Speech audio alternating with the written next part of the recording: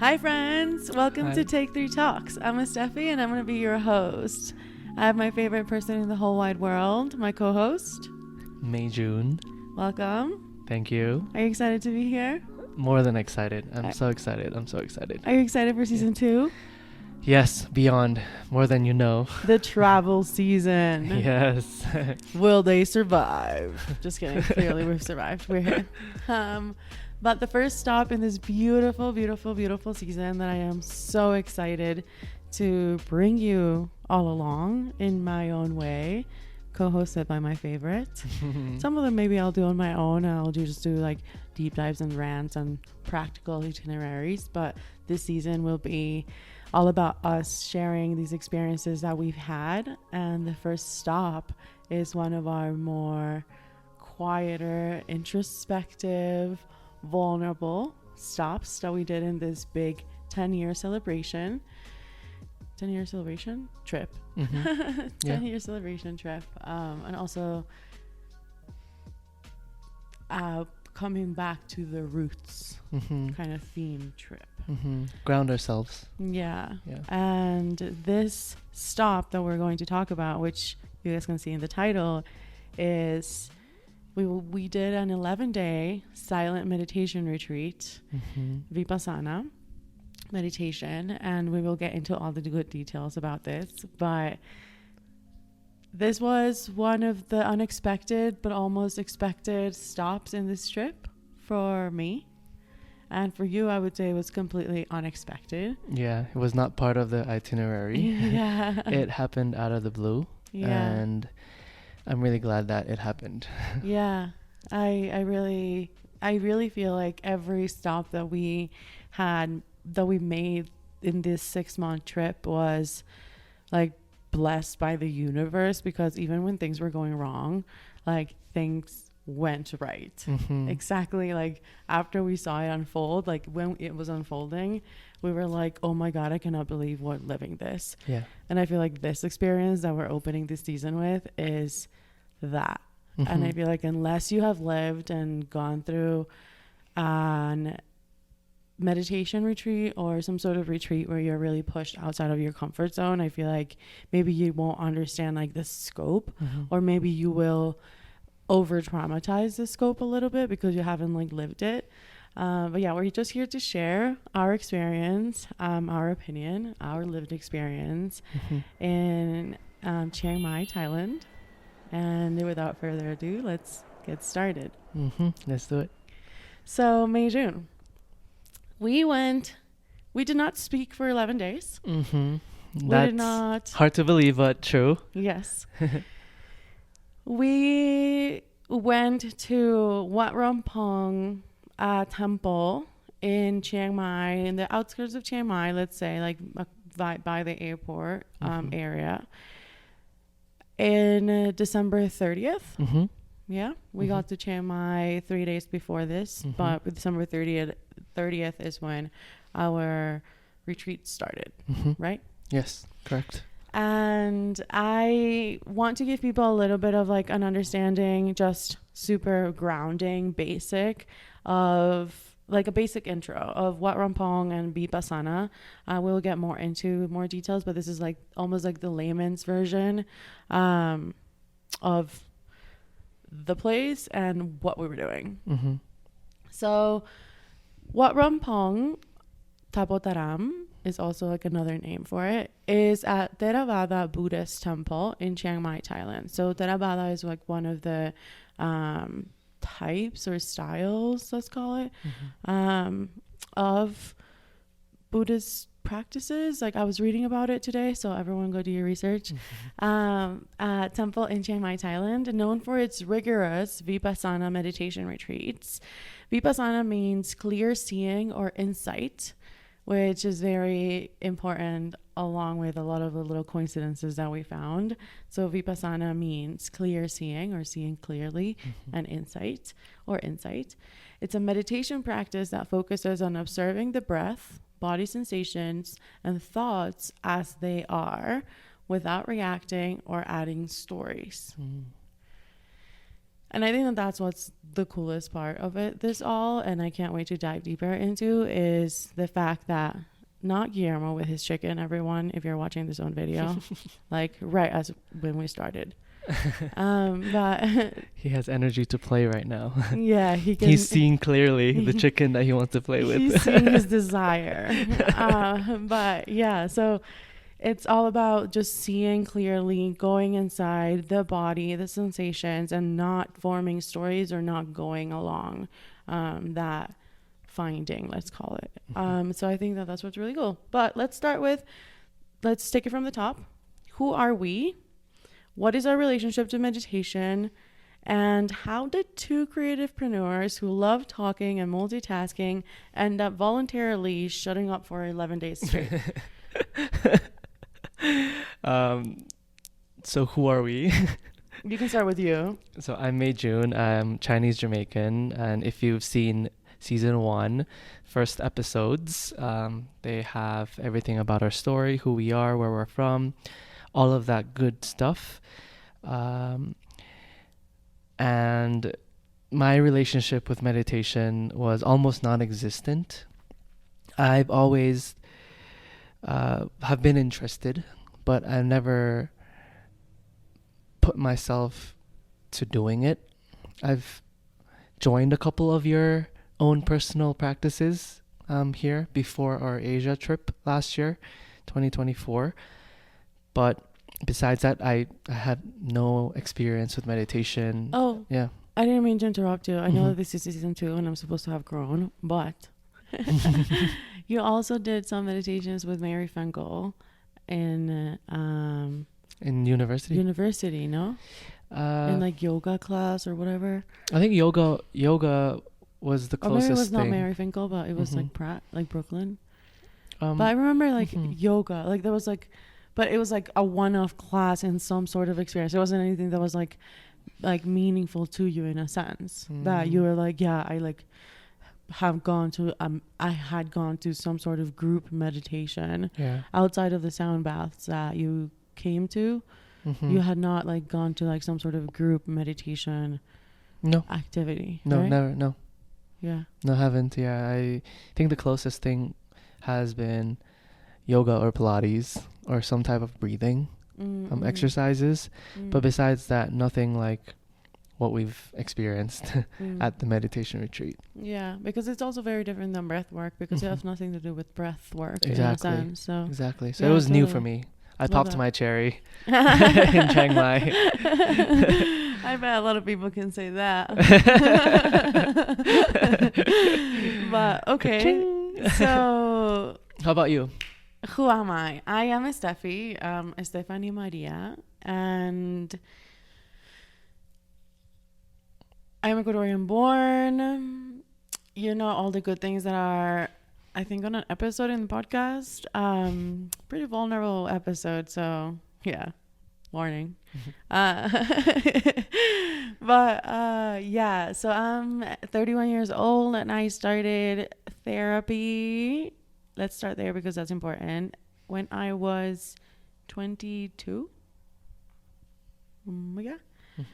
I believe 22, and in therapy I discovered mindfulness, and with mindfulness came connecting with my breathing, and then my therapist recommended meditation, and I was like, what is that? And Headspace had just launched, and they had like free 30-second meditations, literally like catch your breath, count to 30 seconds got passed, and that's all I could do. And then I remember I was also part of ClassPass. So I would go to meditation classes because there would be like meditation, like guided meditation classes and stuff there, like on Stretch. And then I continued Headspace. I joined Headspace running as well. Headspace, like if anybody doesn't know Headspace, it's really awesome. They have runs that are meditation runs. So like a coach guides you through the run as a meditation. Well, all that it is, meditation is just focusing on the present moment, right? So it's nothing like out of the ordinary or anything. It's just like, you know, focusing like when you're running, for example, on each foot touching the ground, or the speed, or your tutung tutung, or your breath, how if your breath is going really fast, if whatever, right? Like that is to me meditation, at least. So that's my relationship with meditation. I had been intimate with it, not in a way that I could do it a lot on a daily basis up until the pandemic hit. When the pandemic hit, I really started meditating almost every day. I found Deepak Chopra. My practice got like really deep with guided meditations. Then I found breath work. Then I found Insight Timer, with completely broke my loyalty to Headspace, and I'm a loyal girly, so you know that's a lot. But Insight Timer changed my life. They have a timer on it, but they also have a huge library of free content, and chanting mantras came to my life after I found sound healing. So I got into meditation through mantra chanting, which is another beautiful practice of meditation. If you're not ready to close your eyes and stay in silence, for example, I highly suggest you start with your favorite song and closing your eyes and singing the favorite song for the start to the end. And that could be your meditation starter. And then once you're good at it, maybe you can start with, I don't know, maybe just like the sound of the ocean, something like that, right? Try Insight Timer. It has really good sounds that could help you. But yeah, I think that's my relationship with meditation.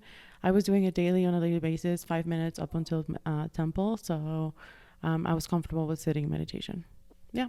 Long story long, as always. Long story long. How do two creativepreneurs who love to talk and multitask, how did we end up choosing to like willingly go there? And don't go into like the whole story because we will get into that, but just like now looking back, how did you get into this? How did I decide to? How did you stumble upon this decision in your life? Like, not into like what was the thought process? We'll digest that in a little bit, but just almost like now looking back, like what did Meijun in that moment not know that you know now that that's what you needed to learn? Does that make sense? Like for me, at the moment, I didn't know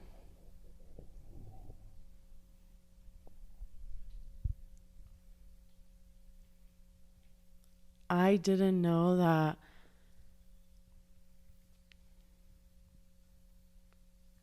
slowing down was everything I needed in my soul. Like I had been slowing down, obviously, by proxy, by being in Ecuador, but then not in New York, but there's still a mindset. And I had not noticed how fast my brain was going that my body even couldn't catch up to next. So I think that's what I didn't know. Like I thought it was all going to be about healing and the trauma and the wounds and whatever, but what happened to me was very physical as well. Like when I learned about walking practice, the confidence I really felt. So I think that strength I didn't know I needed. Well, that's beautiful. I think that for me, long story short, it's okay if it's long. Is that I think personally for me, I needed to learn a lot of self-compassion, a lot of kindness, not being so harsh on myself or with myself, and having more clarity with my own thoughts in my mind because of the fact, consciously or subconsciously, juggling so much. I think that it was affecting me more than I realized, and now looking back, this was something that has helped me so much to be able to let go and release a lot of things that I felt like I had pent up, that I subconsciously or subconsciously had been, holding in. And having those 11 days there really helped me to be able to digest and dissolve or let go of a lot of that. So I think that that's my hindsight and how I understand now Almost like how Yeah. much you needed that detox in Yeah. a sense. Absolutely. That's cool. Okay, so now tell me, where do you, and I'm asking you to tell me, because if I tell the story, then we'll end up here like for 30 more minutes. Okay. And it's still the intro, but I do need enough juice to show them the visuals to those who want to watch the video. Okay. So try to be meaningful in terms of, and I'll interject as always, because Yeah. it'll be my gusto. But you see, season 2, I'm like trying to reframe me like interrupting you as like me adding stories instead. I love that. So how about you tell us, where did we go and how do we end up there? As in, like, the first time we were in Thailand, we're in Chiang Mai, we're like 3 days before leaving, and we were supposed to go to Doi Tep, but we were too late because we had brunch. And I was like, okay, then I guess we'll do the next better thing, which I was already disappointed and I was so upset about. I was like, I guess we'll have to go to this waterfall thing, and it's going to be so hot, and I'm going to be all about this hike. Okay, you want me to tell the story now? Yes. And then you were like, okay, Estefi, like, take a deep breath, let me go, and I'll fix it, and we'll figure it out. From this moment on, I was like, whatever, we're just going to end up in the Airbnb. You take the story. Okay, I'll do my best to share this story as visually as I possibly can, tapping into my descriptive writing brain now. But following that story, instead of being defeated, we decided to do, as you said, the next best thing, which was experience another temple that required us to hike at least 15-20 minutes to get there. 30, yeah. Like, if you take your time, 30 minutes. For the slow pokes. And this was definitely something that was on our list. We didn't prioritize because we wanted to do Doi Tep first, but I think the universe aligned for us to go to this temple instead that specific day at that specific time. And what's the name of this temple? Wat Phalat. Yes. So I don't need to go into the detail of Wat Phalat specifically. No, you do. Okay, Wat Phalat is this beautiful temple that is just next level. It has so many different areas, and once you arrive at this beautiful waterfall that just invites you in, and you get the beautiful view because you're at the mountaintop as well. And upon entering, there are just different areas that you can explore and dive into, and I'll let you describe that part because I think you have the visuals that you want to specifically describe at Wat Phalat. Yeah, and I want to give a little bit of background of Wat Phalat itself. Is that so? Doi Tep is the like temple that everyone knows in Chiang Mai, and it's the actual mountaintop temple. I suggest you go on sunrise. That'll be another episode of the podcast. But Wat Phalat is a temple that the monks created on their way up the mountain as a rest stop. So the peace you feel in this place is like out of this world, because the monks literally created it as a place for them to rest in the pilgrimage up the mountain all the way down to the city, like the town, right? So it was a big ass hike. It's like a 2, 3, 4 hour hike, right? Imagine them like with food and with like resources up the mountain. That was the only way up and down for them. So they created Wat Phalat, and it's like you said, tucked away in this waterfall, and just the energy of it is so wonderful and so beautiful. So I highly suggest, if anyone's visiting Chiang Mai, like, please do not miss this temple. We took our time and we actually meditated there, because you had been kind of meditating alongside me at the trip. Not mandatory in any way, you just sometimes joined, and we meditated there, and that was awesome. And we sat by the water, and we like just took such a long time there. We took our shoes off, our socks off. We dipped our feet in the water. I lost my earring. And then we were literally like in there, like you said, it was like multiple little universes inside. Some parts did obviously feel touristy, right? And like some people are disrespectful and they think they're in like a tourist place, and they forget that it's such a sacred, beautiful temple.